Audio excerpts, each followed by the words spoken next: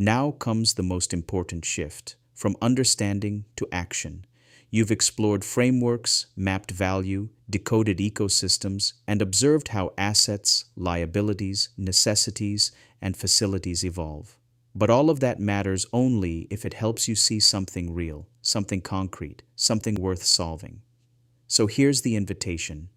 Use everything you've learned to identify one problem that genuinely compels you. Not a vague issue, not a fashionable topic, but a problem you can define clearly, analyze objectively, and explain convincingly. Ask yourself, why does this problem exist? Who is affected by it? What value is missing? And what changes if it is solved? If you can articulate that with depth and clarity, if you can show why this problem matters, who truly benefits, and why it deserves your time and effort, then you've reached a critical milestone, because this is where learners transform into problem solvers, observers into creators, and ideas into meaningful impact. This is not just the end of a discussion, it's the beginning of deliberate, value-driven action. Before we jump into solving anything, we need to become precise about where a problem actually lives. In the real world, problems don't arrive neatly packaged inside a single box. They exist inside systems, and the economic quadrants help us read those systems with much higher resolution. Each quadrant carries its own native problem domain. Assets can stagnate, underperform, or quietly lose relevance. Liabilities can grow in cost, complexity, or risk. Necessities can become inefficient, unreliable, or scarce under pressure. Facilities can drift from being enablers into becoming overheads. These are the obvious problem spaces, and they already offer plenty to work on. But the more interesting, and often more valuable, problems emerge at the boundaries. Many real problems are not asset problems or liability problems alone. They sit in the overlaps. An asset may fail to deliver value because the supporting facilities are weak. A necessity may start behaving like a liability because its cost or effort is poorly controlled. A facility might exist but not align with the necessity it was meant to serve. These cross-quadrant spans, asset facility, asset necessity, liability facility, liability necessity, form rich problem territories where improvement, innovation, and value creation naturally emerge. In more complex cases, a single problem can stretch across 3 or even all 4 quadrants. For example, a necessity becoming scarce can inflate liabilities, weaken assets, and overload facilities, all at once. Recognizing this span is critical.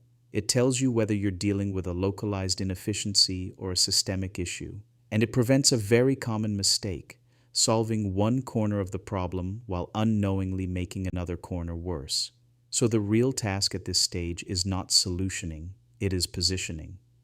Where does the problem primarily sit? Which quadrants does it touch? Where is value leaking, and where could it be restored or amplified? If you can map a problem clearly across these domains, you've already done a large part of the hard work. Only after this clarity we would pause to acknowledge that every problem is experienced by someone. Stakeholders exist and their perspectives matter, but we'll dive into that next. At this step, what matters most is learning to see the full shape of the problem in the system it belongs to. Once you can do that, you're no longer reacting, you're reasoning. Once you've mapped the problem, its domain, its quadrant positioning, and how far it really spans, the next discipline is changing the lens. This is where many problem solvers stumble, not because they lack intelligence, but because they stop too early. Every stakeholder connected to a problem can become the actor, and the work here is deliberate. Rotate the actor one by one.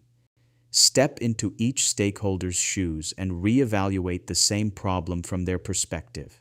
Ask yourself, does the problem still sit in the same quadrant? Does it span the same boundaries? Or does it suddenly stretch further than you first realized?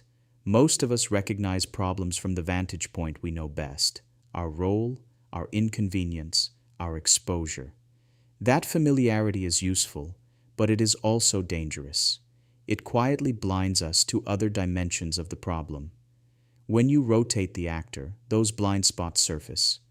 What looked like a facility issue to one actor may feel like a liability to another. What seemed like a minor inconvenience in one role may be a critical risk in another. As you move across actors, you fine-tune the problem's positioning, sometimes narrowing it, often expanding it, until it genuinely reflects reality. Then comes an even more sobering realization. Not everyone wants the problem solved with the same urgency or at the same cost. Stakeholders experience different levels of pain, risk, and consequence. Some feel the problem acutely and are willing to invest heavily in solving it. Others may acknowledge it but tolerate it. A few may even benefit from its continued existence. Understanding these differences is not political, it is analytical. It tells you who truly cares, how severe the problem is for them, and what kind of solution effort they would actually support. When you complete this cycle, problem positioning, actor rotation, severity assessment, you arrive at something rare, a 360-degree understanding of the problem. Not just what it is, but who it matters to, why it matters, and how much it matters. And that is exactly the point of this call to action. Not to rush into solutions, but to learn how to see problems fully, clearly, and responsibly before you choose to solve them.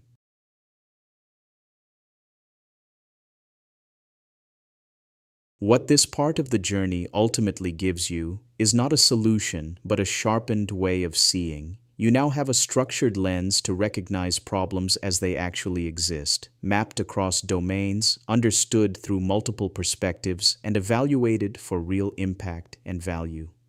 With this clarity, action stops being reactive and starts becoming deliberate.